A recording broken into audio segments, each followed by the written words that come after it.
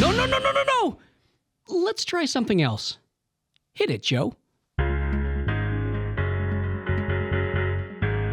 Three idiots sharing memories with fans who watched the show. It's the best of both our worlds. Welcome back, you guys, to another episode of Best of Both Our Worlds, the official, unofficial Hannah Montana podcast. Yeah. The show where three idiots share our memories of Hannah Montana with the fans so they get a chance to see the other side of the best damn Disney show ever. I am one of your hosts. I am Jason D. Earls, and I play Jackson Rod Stewart. I started to incorporate it a little bit into my own name this time. I know, I like Did we that. like it? I like the variation. So I'm Jason. I'm Shannon Flynn. there we I go. was the acting coach and director on the show. I am Douglas D. LeBlanc. The D stands for danger. What does your D stand for? Don't worry about it. Okay. That's great. Ask your mom. Ask your mom what my D stands for. Wow. We'll cut that. We'll cut that.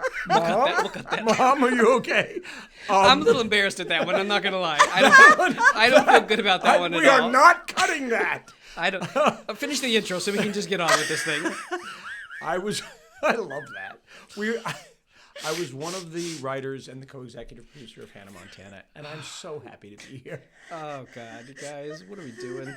I don't know. Before we jump in to today's little babao sweet niblet, we just wanted to thank everybody once again for all of your support, the likes, the comments, the thumbs ups. It really helps us out. And so, of course, we would like to start with our little shout out, our Hannah Montana spotlight, if you will, and share some of our favorite fan comments from the week. So, Doug, hit me with the first one.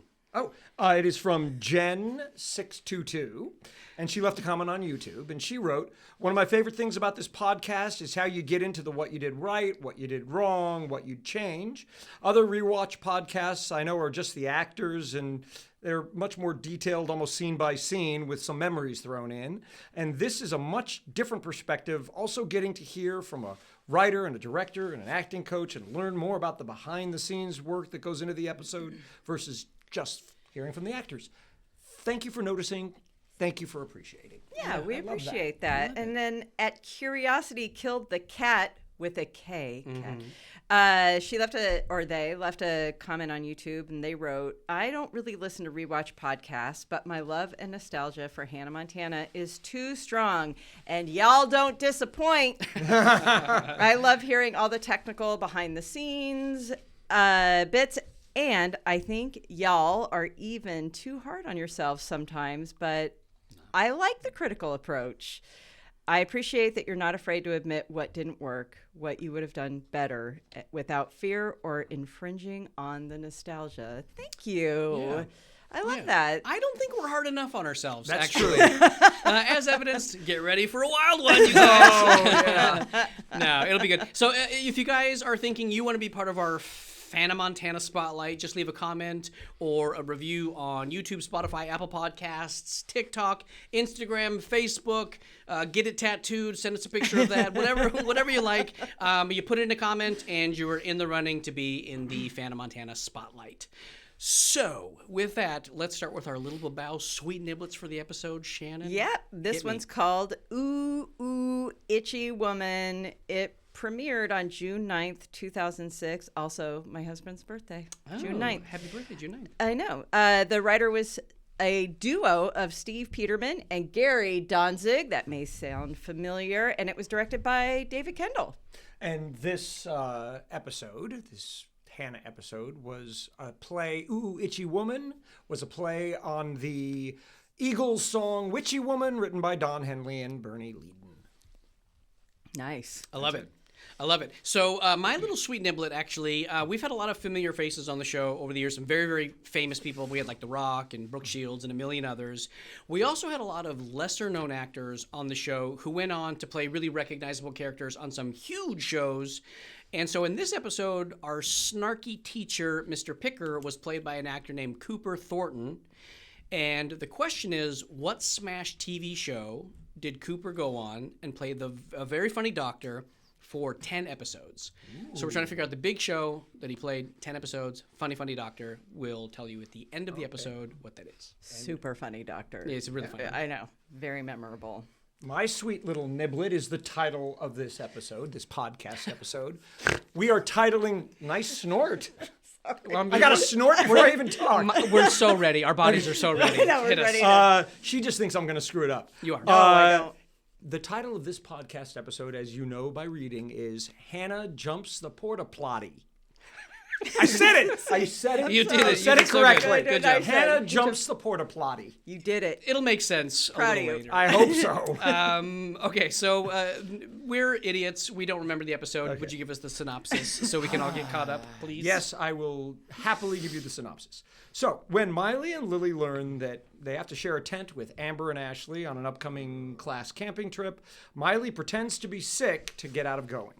But Robbie, smart Robbie, easily sees through Miley's inked-up ruse and tells her that if she wants Hannah to be on the Taylor Kingsford show, she has to fulfill her school obligations and go on the class camping trip.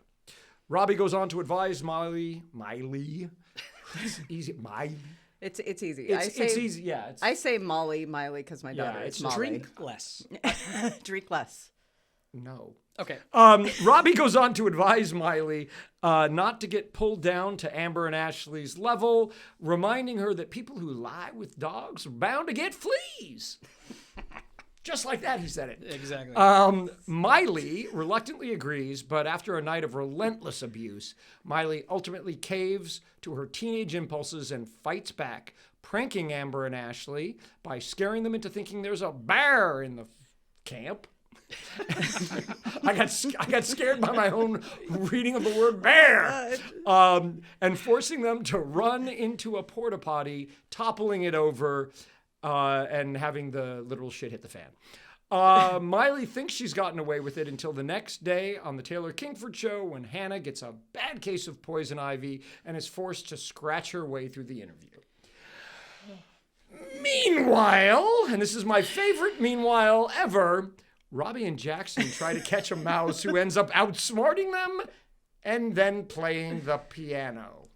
Genius. My favorite part of every script. Meanwhile, and a one-sentence summary of my entire life for that week. It's my favorite. Okay, well, thank you for refreshing our memories. Where did this monstrosity come from? Okay, what people may not know is that we as a writing staff started, I think, 8 weeks before production started. So for 8 weeks, we were just writing in a vacuum. The actors weren't there. We couldn't hear anything. Nothing could be read. So we were just sort of arguing amongst ourselves as to what we thought the show should be. And this was one of those ones that happened, and the genesis of it happened early on. And we were still in that argument of what made a Hannah episode, right? We were Hannah-fying episodes. What was the secret sauce to making that episode unique to Hannah? This episode happened to be the opposing viewpoint, right? This was more of a standard Disney Channel kind of show. And as we know from previous podcast episodes, what we ended up landing on was like the Super Sneak, right? Where we took a left-hand turn into something a little more serious and grounded, and that's what made it a Hannah episode. It wasn't just she put the wig on, she sang a song, that's what makes it a Hannah episode. Our definition of what made a Hannah episode, at least part of the group, believed that it should be something more real and more grounded and more substantial. There was a differing opinion that wanted a little bit more of that Disney Channel fare, which was basically have a kid's lesson. In this case, it was any lesson will do. Any moral, any lesson. Just don't lower yourself to someone else's level. That was it. And then string a bunch of bits on it, tell a story, make kids laugh. They learn a lesson, they laugh along the way. And look, it was incredibly successful for the Disney Channel for many years. Hijinks. And there are a bunch of great shows that I love that follow that kind of format, but it didn't feel like us. Not that we were better or worse, it just didn't feel right. But that's kind of in retrospect, too. At the time. But it is with the tools we had. Right. With Miley and with Billy and with Emily and with Mitchell. Like, with the tools we had, and Jason, we felt that it didn't... some of us felt that didn't utilize our skill set the best. Yeah, well, you didn't know going into it whether Right. like Miley or Billy Ray would be good at physical comedy, Right. or if somebody could like actually hit a turn in a joke, or like all that stuff. You're never going to know until you actually start putting them on their feeds. Right. And so it makes sense that like this first batch of episodes that we're doing is so weird in that they feel a little inconsistent. Some of them are not our favorites because they just don't feel like the Hannah episodes that we remember from the end. So Yeah, and that's what this was. This was that kind of thing where this episode, for me, it always was, it felt like an episode of Raven or Sweet Life. I always thought in my head, you could have taken Raven, put her in this position. She has to go on a camping trip with Chelsea, and they have to fight the urge to fight back against their rivals, and that whole bit with Miley on the tent, right? Yeah. All those bits, Raven would have nailed that stuff. If you change the talk show to she's a fashionista and it's some fashion talk show, and Raven has to, itch her way through. I mean, she would have killed it. She was just so good at that stuff. And it felt like we were writing that show. We were writing more of a Raven than a Hannah. But again, our group, the group of people who felt that, Super Sneak was more us, had to let the other group have their day in court, right? We had to let them show us what they meant, show us what they thought it was. And I would say it also like there's a meet in the middle there too, right? Right. Like sometimes you have to go to both sides of tone in a series in order to find like what's the magic ingredient. And we let them. And we try. I mean, like, again, when you let the other side have their day, you fight hard. You push that boulder up the hill, and you fight to make sure it's the best version of what they have. Because let's be honest, Jay, Ken, I am adamant that I am right all the time. Yeah. This is true. You don't have to agree so fast. But when hearing the other side, I will admit when I'm wrong, right? Because when you listen to somebody and really truly hear them, you'll hear a lot of the time, I didn't see it that way. Well, yeah, it's like right? as an actor when you get the script, like you might not love the joke, but you do have a responsibility in the rehearsal or the run through to do the best version of it possible, and not just be like, oh, I don't like this, you're wrong, and tank it. Like it deserves its moment to like be seen and heard, and then make the adjustment after. Right, and so that's what we did. We tried our hardest to make this work because we didn't know. They may have been right, and they weren't, thank God. And of course, now in hindsight, in retrospect, everyone believes they were on this side. Everyone's like, we knew that was the show all along, but whatever. The genesis of this episode, from sort of a structural standpoint, came from two different places. First, that idea that you take that most schools take some kind of school camping trip. I took a school camping trip. Yeah, it's like 5th, 6th grade. Yeah, Usually. I went Or on like 6th grade camp. And everyone has a story from there. And with that, we wanted to do something that most kids had done.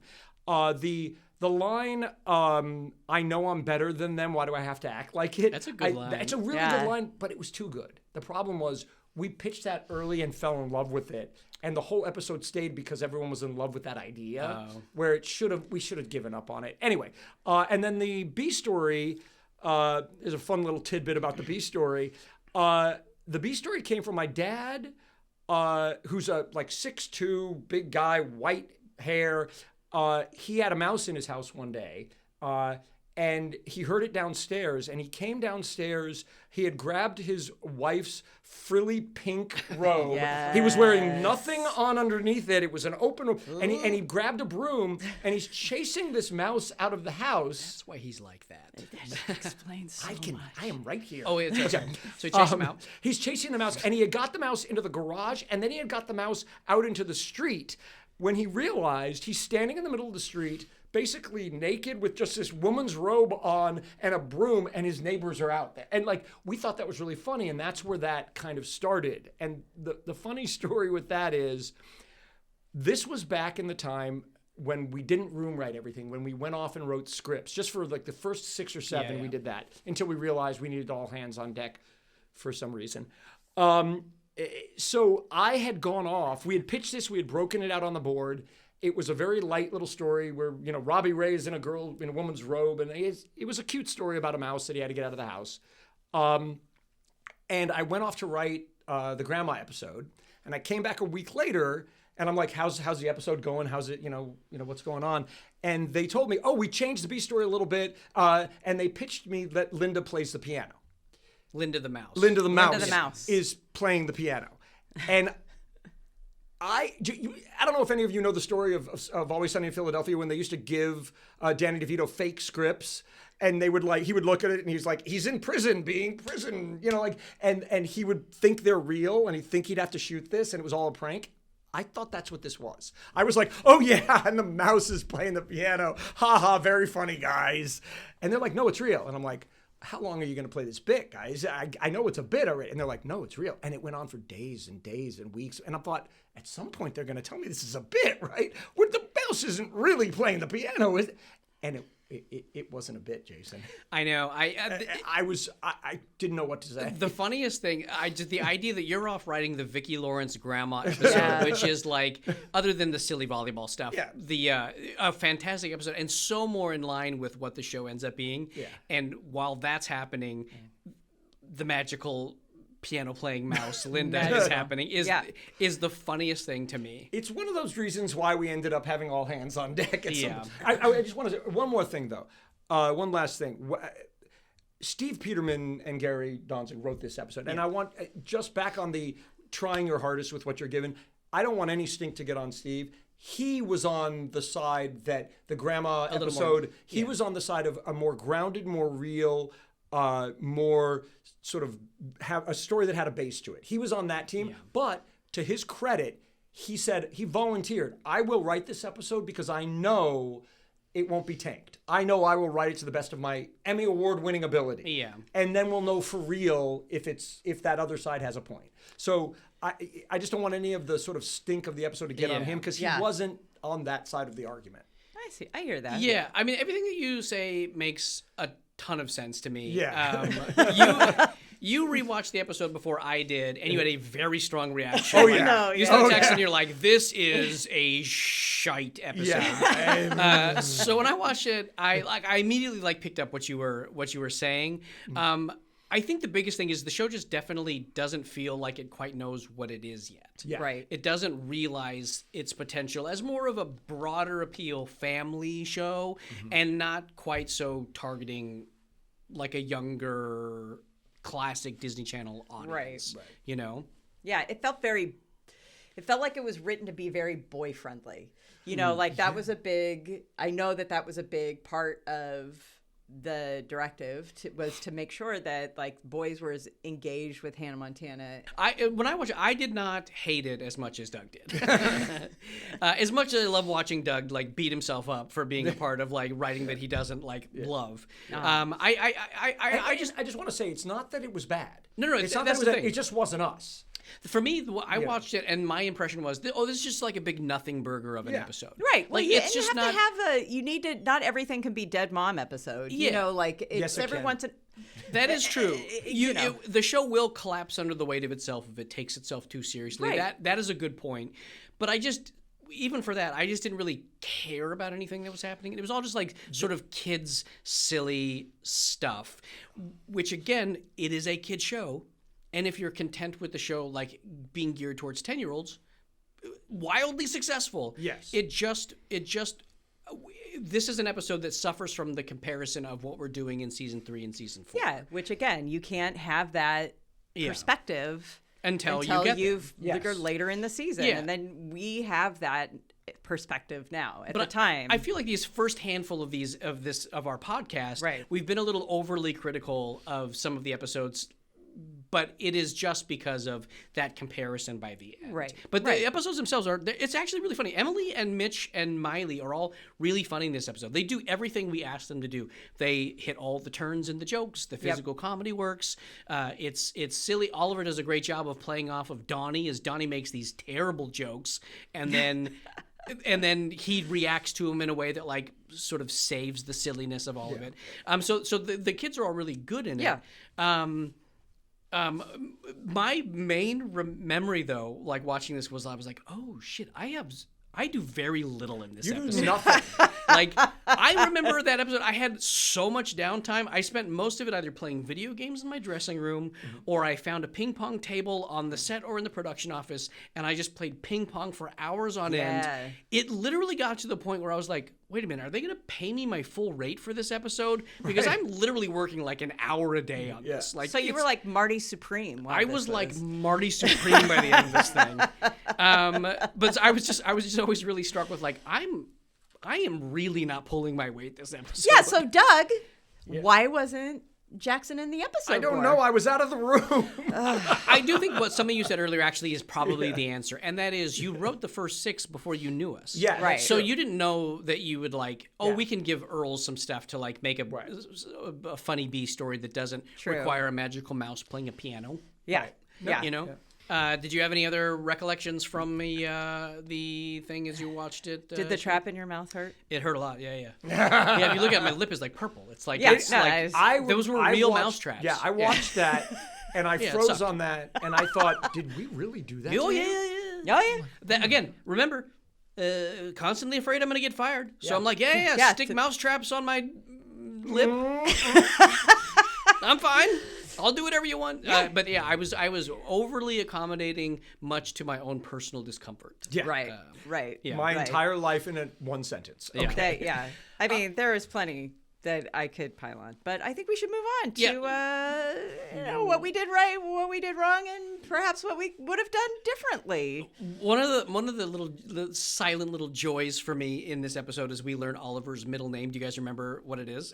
Some with an O, though, right? It is. It's Oliver Oscar Oaken, Oscar, and he actually refers to himself as the Triple O. Yeah. I'm just Back in the day, we were so good. Trying to find him. Trying to find him. Oh, yeah. Well, there's also, lends itself to something else that reminds me of Office Space. Oh. Have you seen Office Space? It's so good. No, I have not. Oh, my God. Sorry, it's one of those. I have a comedy gap, and Mike Judge. One of the funniest deliveries. I'm not even going to give you the context, but the dude's just like. Yeah. You got to watch. Okay, it. I'm gonna watch. But the context is literally just like, I'm gonna show her my O face. Oh. So clip that. Low. Yeah.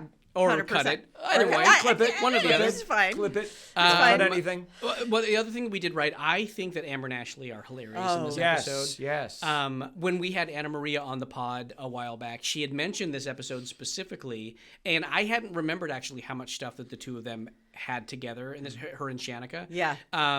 They crush everything in this episode. Every scene. When Miley and Lily are trying to like make nice with them in the camp, and they want to cook up a big pot of friendship, and then Ashley's like, "We don't speak hillbilly," or do our wash down yonder by the like. They're so funny, and they're just like eating.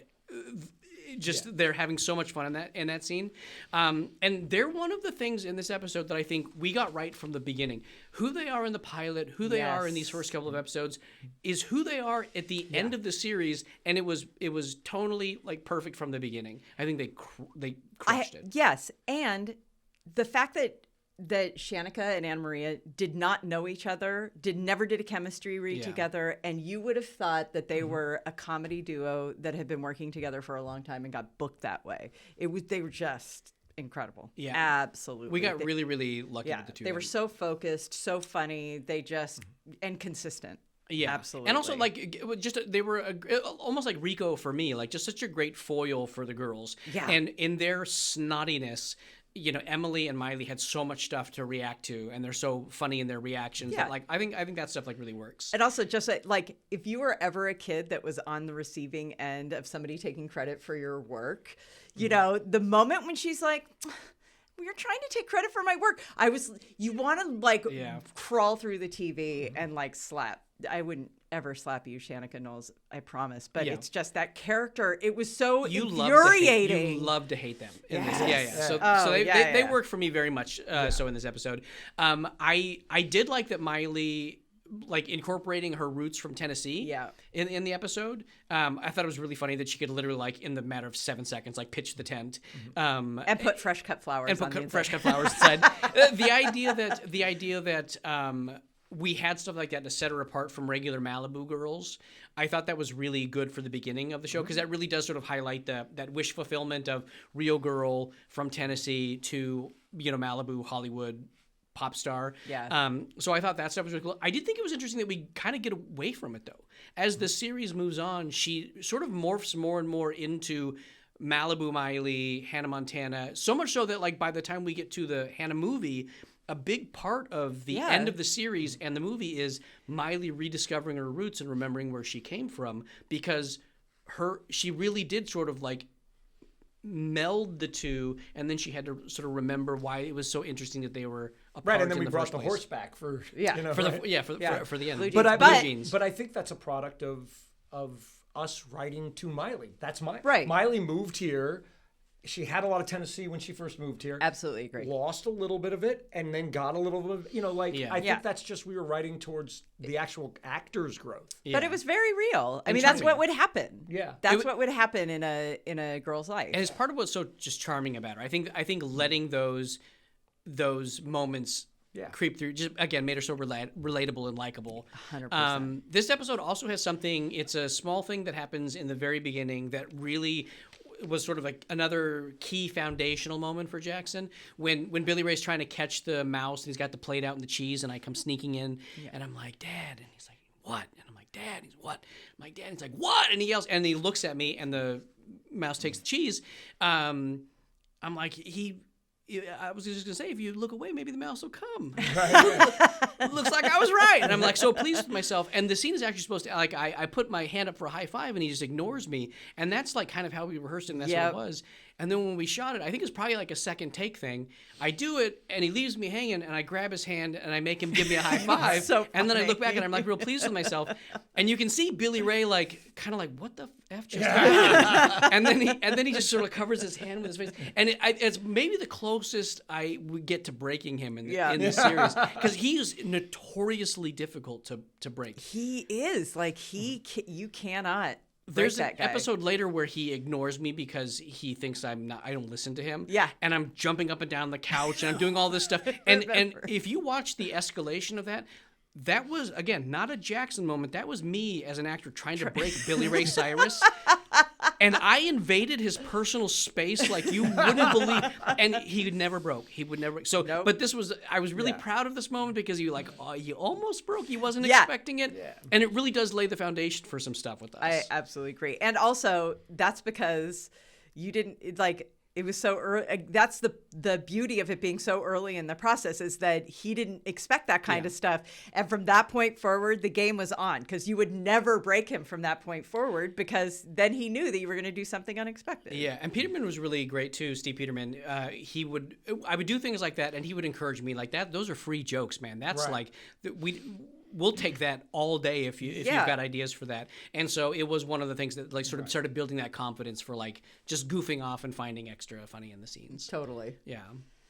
And in terms of what we did right, I think, correct me if I'm wrong, I mean, in terms of writing, I know it was, but I don't know in terms of air. It's our first Uncle Earl I reference. think so. I think it's the first time we hear it. Yeah.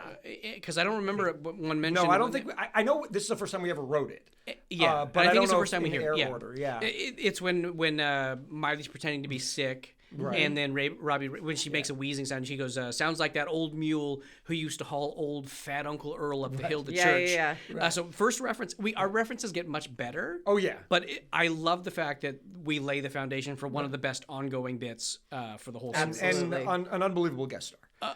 Leading too. Yeah. I think another thing we did right was putting the threesome together, Oliver, Lily, and Miley. Now, back at that moment, Oliver didn't know the secret, or at least when we were writing it, the Miley Get Your Gum episode hadn't been written, or we didn't know when it was going to air or anything. Yeah. So we wrote this as if he didn't know the secret yet. So we had to find a way to get the threesome together without it being a Hannah thing, right? With it being a school thing. So I think we did a good job of that. Yeah. We got them in sort of hijinks that didn't involve Oliver having to know why they were in the hijinks, or, he didn't know they were saving the Taylor Kingsford thing or any of that stuff. Yeah. So that was successful. And I agree with you. I think the other successful thing we did was we utilized the tools that we had, which were Amber and Ashley. You know, and we should have utilized them more as the series went on, really, because they were great. I mean, it was fine. There was stuff. There was Shannon's not convinced. No, Well, we no, did I'm some just stuff saying. right. Yeah, absolutely. So there was some stuff that kind of worked, and and like I said before, there are times when you just need a hijinks episode where you just need to have gags, and you just need to somebody needs to like get thrown into a porta potty. Like there are just times that it happens. I don't know about that, but yeah. But yeah, keep going. Yeah. And the other thing that worked that I loved and was on the show, like whenever you have background, we had an amazing second Tia, and she like every time we had something like that, the desire to make it look authentic and not because you can look at some shows where the background is pretending to measure something or they're like carrying, whatever. And it always just looks fake ass hell. It's just not, it's that terrible. extras being extra is, But in this one, she actually asked for props to make them look authentic, makeup, hair and makeup bags, and somebody with a light meter in the background, like during the commercial break, and the stage manager, like counting down. All of that stuff. I appreciate that stuff so much because, I mean, granted, I'm looking for that stuff sometimes, but it really can take you out if you know what it's supposed to be like, and a person's like, it just it's so dumb. Yeah, as someone who did a lot of extra work before Hannah Montana, one of my favorite pastimes is watching the background in these things. Sometimes they're great, and sometimes they're a little extra. Yeah. Oh, yeah. I mean, have you ever seen, like, when people are in a restaurant and two people are having this massive argument and people are just sitting there eating like nothing's happening, and it's like... Or in a real estate office and the biggest star on the planet comes in and you don't even turn your head. Yeah. All right, we missed a few times. So what did we do wrong? We totally shoot off the set. When they first go camping and Oliver's doing his little crocodile hunter video, he shoots up and you can literally see right off the top of the set in the soundstage. It's the crazy looking. Backdrop tied off to the psych pole. It was pretty awful. Yeah, that was one of the many egregious things, but that was the I know. What are you gonna do? And then also you could see the crash pad when Amber and Ashley were running toward the the there crash just pad things. was the thing we go to protect ourselves when you fall. It's just a mat. But in terms of construction and story and our job, we did everything wrong, I think. Okay, look, here's the deal. There's no meat on this story. And you're absolutely right. This is what I was holding back. You're absolutely right. Sometimes you need a hijinks episode. But if you do a hijinks episode right, it matters. We did a lot of hijinks episodes, but the story is driving to something that matters. Yeah. Nothing mattered. What happens if she doesn't do Taylor Kingsford? Nothing. What happens if she gets itchy on Taylor Kingsford? Nothing. There's no consequences. There are no stakes to the story. Like at all. a mild embarrassment watching it on TV at the end. Nothing. But like, for example, Good Golly Miss Dolly, right? That's a hijinks episode. We have to break into the school to steal a videotape that has embarrassing information on it. It's hijinks. But the stakes are, oh my God, the boy I like will find out. Yeah, but there's real stakes there. I would just say, though, there were consequences, though. No, there were consequences. Yes, of course. What is it? They were in Poison Oak. Like the consequences were like karma. But there was karma. As an audience member, I don't care. As an audience member, I want to know. I mean, like the thing that Billy Ray said was going to happen to her. Yes, literally happened. Right, but that's the moral of the story. The moral of the story is you lie down with dogs, you're going to get fleas. If you do something bad's going to happen to you. But in terms of the character's journey, I didn't feel like there were. I just thought it was. Look, I'm bagging on myself. I'm bashing on myself. I thought we did a poor job of telling that story. And to be fair to the people who wanted us to tell that story, we could have done better. We could have had it have stakes. That's all. Okay. The other thing that we did poorly is we put a porta potty in the middle of a camping site. How anybody in the world be like, someone's going to get shit on them? I mean, like, it was literally in the middle of a camping site. There's a porta potty. Like, how do you not know what's coming? It's so gross. Yeah, it is. It is. The only thing I can say is I go nowhere without it. literally is the only thing that saves this. It is literal potty humor. Yeah. And we were never shy about potty. We do fart jokes and we do whatever, but like this was literally a Jackass style. Two girls, one dude, covered in porta poo for no reason. There's even like the sloshy sound of when it falls. Like it's all just gross. It is. It was gross.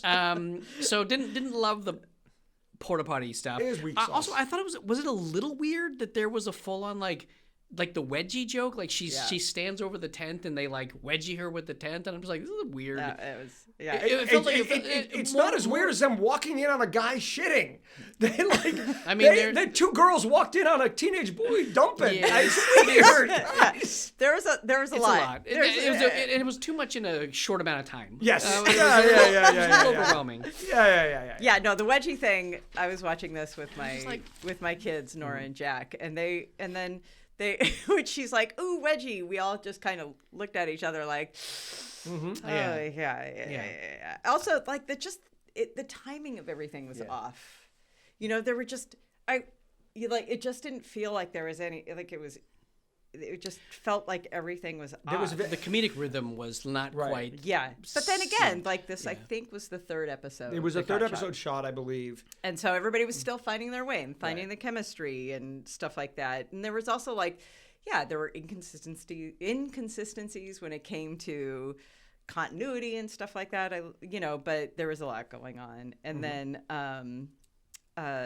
also like the Taylor Kingsford show looked like I Love You, Jerry Dunn.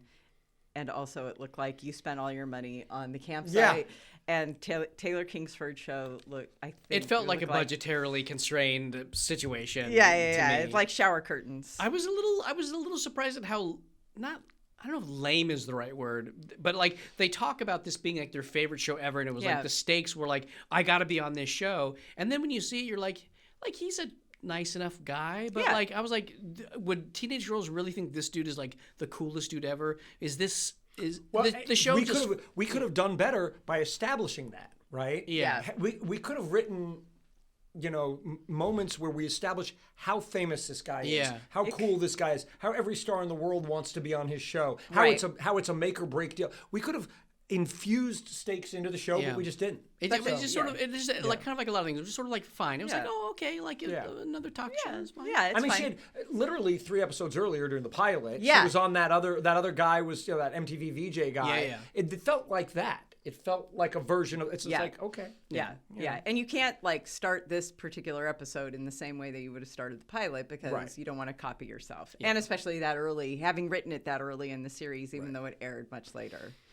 That is another weird thing. Like, as we're going through these, I think this will all clean itself up. But, like, writing episodes before there's actors, writing episodes that, like, we bury later in the release schedule. So, like, there's just, like, a weird inconsistency of getting this going for the first 10 episodes or so. Right. We are getting to the end of it, though. Yeah. Because I think as I look forward, we're getting to our rhythm. So it like should... Make a Moose. Yeah. And, like, there's some stuff coming up that's, like... Oh, my God, Make a Moose. Chef's kiss. Yeah. But we're sort of wading through, like, the show finding itself at this point. And again, it's, we're catching up. Yeah. I can't wait till the Make a Moose episode. I have such a funny story. I have so many funny Make a Moose stories. I can't wait. So was there anything else from the wrong standpoint that you like? Like Hannah and Lola were in the same color palette, which sounds like really petty, but also when you saw them next to each other, it just felt like they blended together. There was like one didn't stand out over the other. Especially on Disney shows, you want things to pop. You want people to like stand out, especially your stars, your number 1 and 2 on the call sheet. Right. They need to like. And also, there just last 2 things. One is when they had the phone call. Oliver's was in like had a border around it. Who's the phone call with again? With Oliver Oliver and who? And Lily. Okay. Or Lola. When he's calling to say, you guys, we were standing in Poison Oak. We have Poison Oak, okay. But he was in there was like, I don't know, that sounds silly, but I was like, when you see him next to each other, there's this like white frame around him, like a photo border. And then there's nothing around her. And I'm like, well, that is odd, interesting. And also, I love these weird little quirks in the episodes you find sometimes with your director's eye, with your Emmy award-winning director's eye. But then lastly was the tag. The tag was bullshit.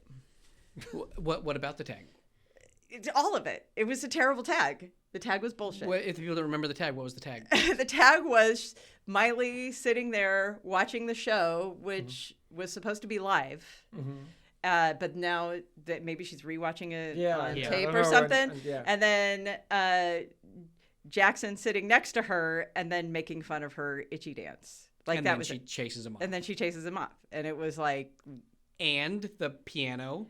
Oh, yeah. And is then the playing piano with is the playing mouse. with the Yeah. mouse. No, the mouse played the piano, guys. Yeah. Look, it's been 20 years. I still think it's a bit. I still think at some point they're going to go, gotcha, we never really aired that here.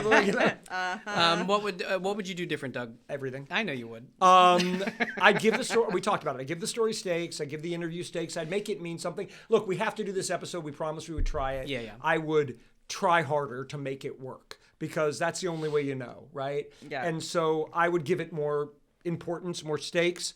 And then the other thing I would do is I would somehow try to find a way to connect the camping episode. It felt like 2 episodes. It felt like a camping episode and a Hannah. The Hannah had nothing to do with the Miley. The Miley had, I mean, there was a connection because something she laid down with dogs and she got fleas, which affected her Miley life. Right. But there didn't feel like the interview had anything to do with the camping or the trip. Yeah. Or anything like, and this is the bad pitch. But if in the interview he had asked her a question that she had learned something from the camping episode, her answer is now different on the interview episode because she learned like. I don't know. I don't want to sidetrack you. This is such a dick move, and I'm sure that like we're gonna cut this. But so we've been banging on you for episodes about like you banging on the table because it makes the audio. No. Here's what's genius about you. You're not banging on the table. I'm blocking your camera. You're talking like this, and his hand is in my single the entire time. I have no idea. You're totally doing that dick thing where it's like they have to use my coverage now because my hand is in his. It's the funniest. We are not cutting this. You first. make me laugh so much. I had no idea I was doing that. It's so good. So I didn't mean to derail you. No. That is. I love that. Don't cut that. I love that. I'm sorry, Jay. I'm trying not to bang the table. No, you're good. And you know what I love is I would never have known. You are so aware of where your camera is because you're an actor. And you know. I have no idea where my camera is. I have no idea where your camera is. Yeah. Oh shit! Oh hi! You guys are so funny. What would we do different? What would you do different, Jay? Yeah, Jason. I'll surprise you. I would probably leave this one alone at this point. Like I think it's a totally fine attempt at like trying to see if we do that thing well. Yeah. We don't particularly, but like I think it's fine. And for I really do think the mandate of that time was give us episodes that are great for 10-year-olds, and it's great for a 10-year-old. Right. I just think we end up we had more potential than that. But if we were going to change, I agree. You do some sort of episode that's a little less generic in the stakes or in the lesson that we learn. The biggest gripe I have, and the thing that I probably would tinker with, is the musical mouse bit. Because in general, I feel like when you are telling the audience a story, you're allowed to lie to them one time. You get one big lie. And our big lie is, in this world, Miley can put on a blonde wig, and she's Hannah Montana, and nobody knows. That's our fantastical thought for the episode. Right. The idea that there's a mouse that can play a piano. If you ever played piano, doing chords, like how is a mouse playing chords? Well, they're running across the strings. There's no way it's possible. It's dude. no way. Right. No so way. That's what I'm saying. So we do this magical bit that literally breaks the logic of the world, and we never call it back. We never do anything with it again. And as an actor, I'm such a prissy little dick about this. I hate doing one-off bits that break the continuity of your world. And so it's, again, for a 10-year-old, it's fantastic. It's a cute little bit. No, mouse plays the piano. It's awesome. I wouldn't change it. Let it be what it is, but it breaks the world and it makes me angry. Yeah, I 100% agree. What if it was a family of mice? Family of Mice, fantastic pitch. Unless it's Cinderella, I'm 100% on board. Has anybody seen Linda had a whole litter of...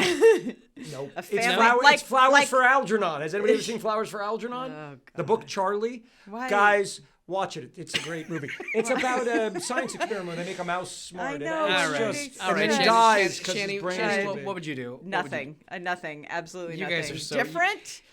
Well, I said it before. There's always a throwaway. Yeah. There always has to be one episode, right? No. But I don't know where. I wouldn't even. We have to try every time. I Yeah. love how you both just bailed on this episode. I didn't. No, look. There's some fun stuff. Getting to see Amber and Ashley. It really solidified their.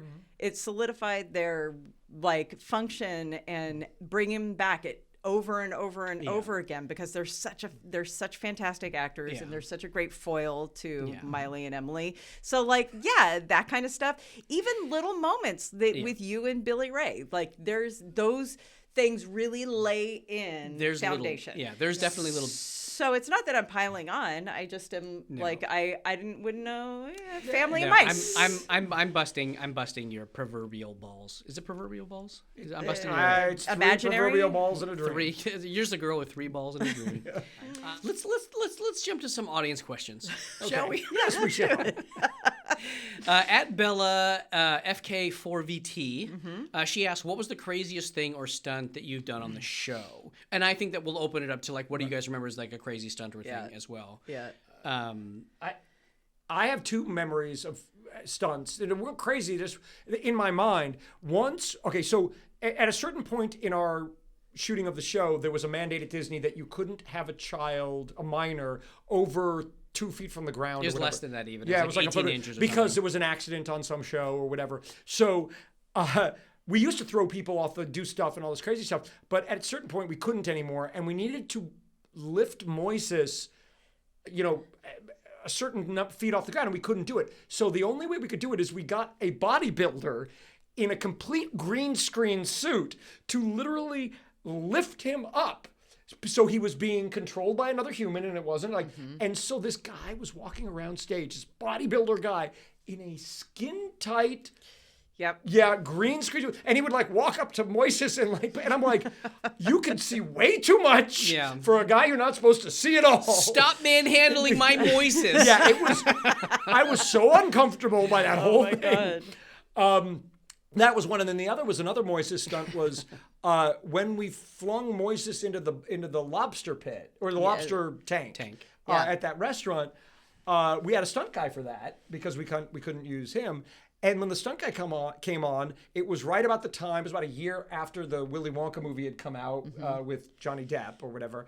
And I forgot the actor's name. Deep Roy. Yeah, and he was the guy who played the Oompa Loompa. And he was Moises' stuntman. And I was like starstruck that I was meeting an Oompa Loompa. And I was like, oh my God. And he's like, I take work when you can get it, and he was a stunt guy too. And he was really sweet. He was so sweet. He was so nice. Yeah. And Deep he was Roy. and he nailed that. Bye-bye. Yeah, I mean, Nailed she it. sat him.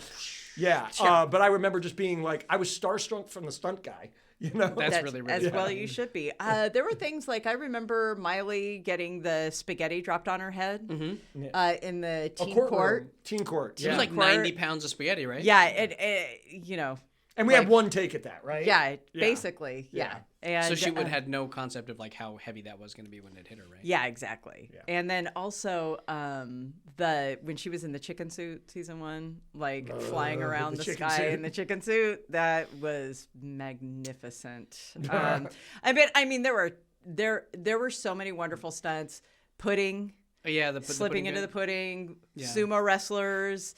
Oh, I hadn't even thought about that. The silly side note, not even a silly side note, but like there was a bit that Miley and I did in those sumo suits where we're both supposed to go out the back door together at the same time, and we bounce off each other and fall down.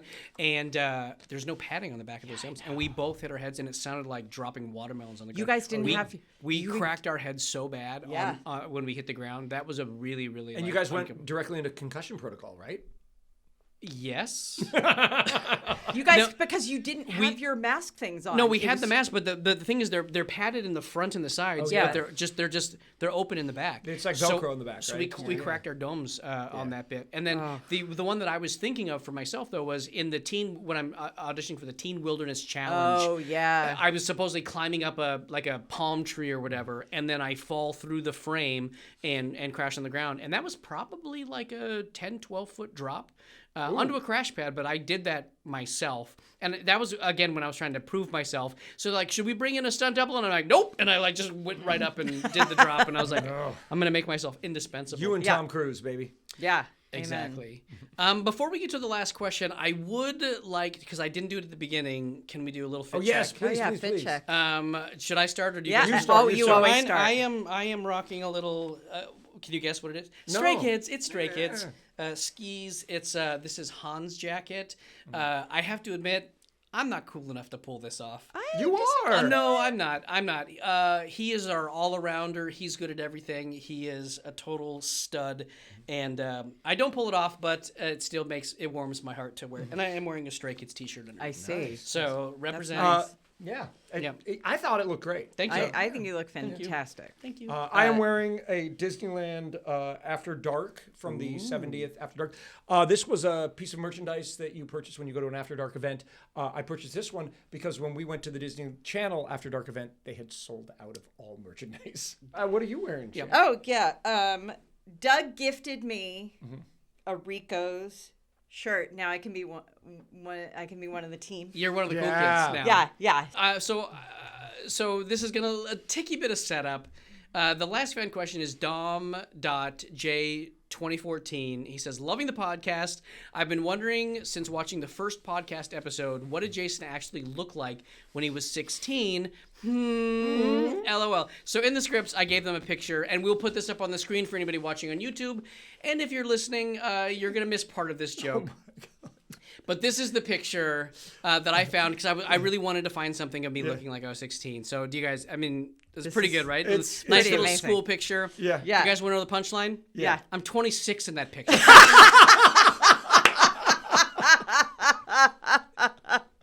There's no way! I could not find a picture of myself when I was 16. That is a rejected headshot from right before Hannah Montana. No! I'm 26 years old in that picture.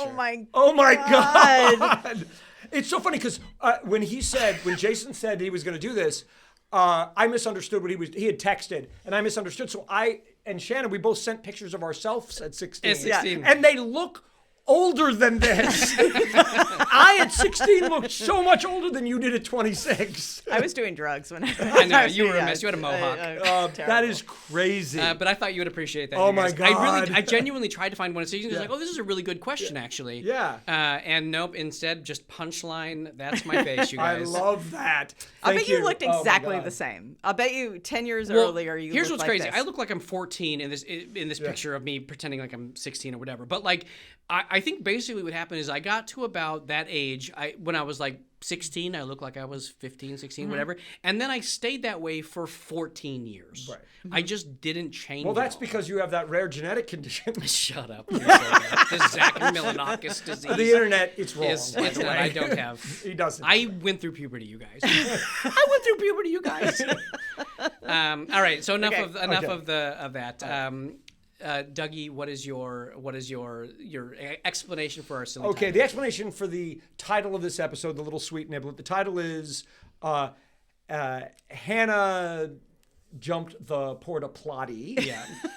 And that is a play on this old television adage called Jumping the Shark. If you don't know what Jumping the Shark is, on an episode of Happy Days ran forever, and there was a moment where people thought Happy Days turned a corner into too silly and too broad and too goofy for them. And it was the episode where Fonzie literally jumped a shark on water skis in a leather jacket. Yes, he sure And, did. and in the television business, jumping the shark means that's the moment things went off the rails. We felt that this episode, we kind of jumped the shark or the Porta Plotty because our plot was a little jump the sharky. We did good. Yeah. We did good. Yeah, Yeah. we did good. So the answer to my little sweet nibbler from the top, the episode, we have the snarky teacher, Mr. Picker, played by Cooper Thornton. The Smash TV show that he went on to do 10 episodes of, played a very, very funny doctor. It was actually Parks and Recreation. That is true. I know, massive, massive show. We had a lot of really, really funny people on the show. Yeah, we had some amazing and funny people. Yeah. Yeah, Shani, Okay. what was this? What was the theme in the lesson? What's Okay. our question? Well, I think it's pretty obvious. Yep. If you lie down with dogs, you're going to get fleas. Our question is, was there ever a time when you had to choose between taking the high road or lying down with dogs? And did you get fleas, Jason? Let me go last. Okay. Um, You're going to go now. I thought about this question all night last night when I got the script. Wow. Yeah, I thought about it all night. I always take the high road. I love that for you. Well, here's the deal. It's not because I'm amazing, which I am. No, it's because the path of least resistance is always just to ignore the person and let it go. Yeah. The problem is you. And I don't want to get too deep, but the problem is not that the person is doing something. The problem is that you're allowing them to affect you. Yeah. Right? You need to just let go of your need to have their approval or expect that they're going to act that way, be okay, unless they're physically hurting you or anything like that, right? If they're just sort of like Amber and Ashley being jerks, just ignore it, let it go, ignore it. They're looking for your attention, so the best thing you can do is just be happy in your own little world. I've always tried to do that, so it's not because I'm restraining myself and being strong, it's because I'm just taking the path of least resistance and just I'd like to counter Doug's story with a story of mine. I love it. When I was in 8th grade, which is like kind of the age of this, there was a person that used to make relentless fun of me, and one of the popular girls, very Amber and Ashley, and I went into the bathroom at a school dance and I wrote all over the walls that she was a and then I got and I got really embarrassed about it because I knew I was going to get caught. And so I started wiping it. I wrote it in pencil. It wasn't a Sharpie or anything. And then I started wiping it off because I was so embarrassed. Yeah. Except that one stayed that I couldn't reach that was like on the kind whatever this thing, and it said, you know, she was and then what was her name? Like, I'm not going to say. Jennifer Rubio was then is that her name? No. And then the person, like the assistant principal or somebody, came in and saw that I had written this all over, and I was like, I'm wiping it off because she's my friend, and so I was just trying to protect her. And then she found out that I did it because the girl that went in the bathroom with me in order to help me write this was one of her friends. Oh. And then she went and told her. And then she had this very high and mighty like attitude about it. And she's like, "Do I have to go to the administration about this?" I'm like, "Dude, you're in 8th grade." Like, you know what I mean? Like, get off your what? And then she ended up getting a job at Disneyland when I was there. Oh. And I totally got to fucking punk her. Now I need to know who she is. I got to punk her. Tammy? Her name's, I got to punk her. It was great. What's her name? Because I was supposed to train her. She's going to keep on saying names. No, so anyway, shut up. So I didn't get caught per se, but I did do the thing. That was an odyssey I was not expecting. Also, more F-bombs than I'm used to. I love it. You bowed the crap out of the end of that. Mine's going to be really quick. I went through a really painful breakup, and as a direct result of that, I made out with somebody I probably shouldn't have. Oh yeah. But it was therapeutic, and I did not get fleas. It was fine. It was. Did you get crabs though? No. I just made out with her. Oh, okay. It was nothing. You guys are so gross. You know, let's class it up a little bit. But so I did lay down with dogs a little bit, but I did not get fleas. Thank you guys so much for hanging out with us for yet another episode. I don't know how we get away with continuing to do this. It's shocking every time. But thank you for hanging out with us. If you want to watch the pod, make sure you subscribe to Best of Both Our Worlds on our YouTube channel. Smash the buttons, comment, like, all that stuff. We love that.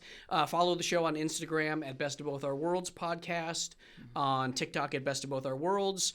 Created and hosted by Jason Earls, my friend Douglas Danger Lieblein, and my friend Shannon Flynn. Executive producer Renee Colvert, produced and edited by Jeffrey Murphy, recorded at Quest Pacifica. Shout out to our guys at Quest Pacifica. Whoop, whoop. And Katie today. Original music by Joe Serafini. Social media strategy by Shelby Stahl and Beloved Social. And I'm going to take this one today, you guys. Oh, I'm so excited. And with that, I will say, good day, Daddy. I said good day. Woo! You were great in that. That was You were great. fantastic. You were so good. Yay! We did the thing. Thanks, you guys. Thank you.